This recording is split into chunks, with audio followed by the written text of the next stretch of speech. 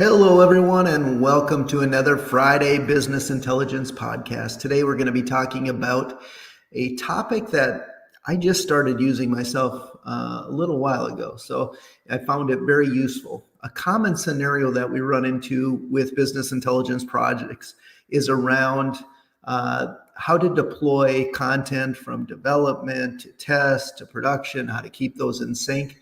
And Power BI has come up with a way that embeds that right in the product and finding it very useful in how we're using it. And so I want to show you today something that it's been in the product for a year and a half or so. So it's been a while, but we really just started taking advantage of it at Dashboard Gear. And these are called deployment pipelines. Now, you don't have to use these, and I must preface this session by saying to use these, you have to be a Power BI premium user. So you can be per user or you can be per capacity, but you do have to have Power BI premium workspace to do this. So just keep that in mind as you're doing that. And really what a pipeline does is allow you to create your content and development and keep those in sync with test and production. So what I did was I just brought up my Power BI system here, and there's a couple different ways that you can access the pipelines. The first is you may have noticed on the bar on the left, the option for deployment pipelines. And when you click that, this screen over here will show up. Now I've got two pipelines that I've been using over here to the right, People Analytics, for our People Analytics product. I'm not necessarily going to go into that. Maybe at the end, I'll show you a couple of those that we've got there. But I'm going to start with just like what you would, starting from scratch. If you came in here, there'll be the option to create a pipeline. So we're going to create a pipeline. Now, the one caveat that you need here, as I mentioned, is you need to have a workspace created. And that workspace will need to be a premium workspace. But at this point, we're just going to give it a name. So this name I'm going to give it is going to be, we'll just call it webinar pipeline. We'll get real creative here. So we're going to have a webinar pipeline, and I'm going to create that. And what this is going to do is it's going to set up a development area, a test, and a production. And the first thing I have to do is I have to select which workspace I want to use for that. So I'm going to use the webinar one workspace. And if I say assign the workspace, that is there. Now you notice that before this, there were drop downs for test and production as well. If you want to, if you have existing workspaces that are synced off of this one, you can select those as well. But what I wanted to do was just select my one workspace, which is webinar one, that I have out here. Now, what this will actually do is it will take kind of an inventory of that workspace, show me my data flows and data sets and reports and dashboards. And if I do the show more, it's going to give me a listing down below here. But what I can do is I can select deploy to test. What that's going to do is it's actually going to create another workspace that by default, it just puts test in the name off to the side here. And you can go ahead and rename that and, through the options that are on here, through the workspace settings. But I'm just going to leave it as is for now.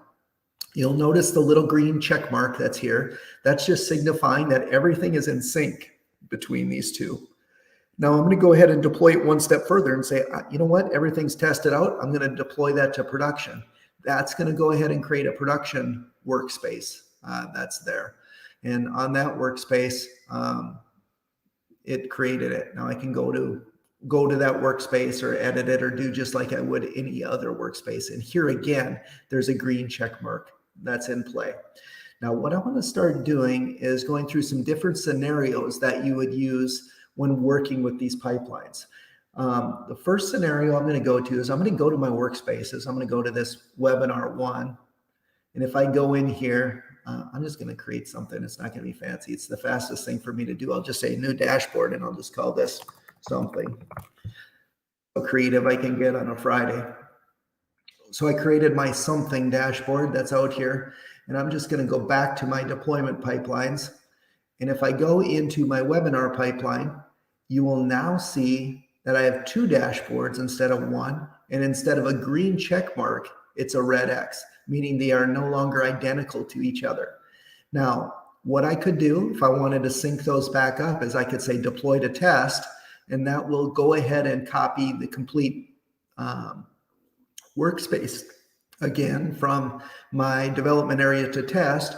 Or through the show more option, you have the granularity of picking and choosing individual dashboards or reports or data sets or whatever piece of content you want to publish individually. So I'm going to go ahead and select the something dashboard and say I want to deploy that to test.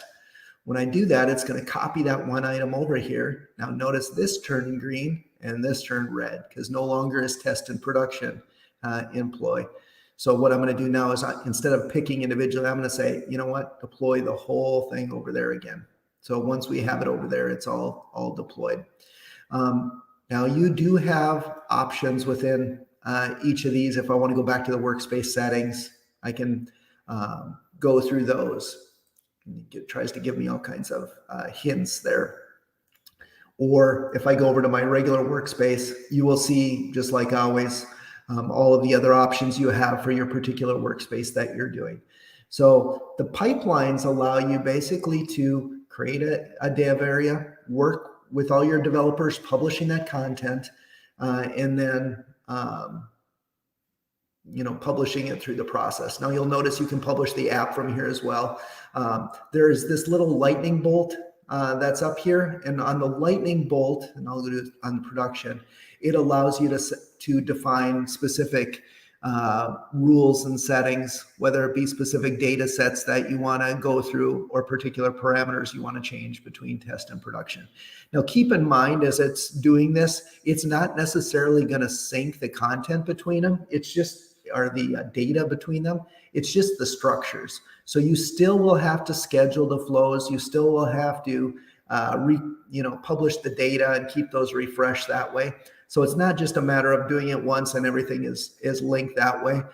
You still will have to go through and manage those flows. Now, if you're very technical, there are APIs that allow you to automate some of those tasks if you want, or you can just automate them the way you always have with your Power BI settings. Now, this is my first session of 2022 around Power BI. And so what I'm going to be doing over the next probably the whole year, by the time I can get through all the content, there's so much to Power BI.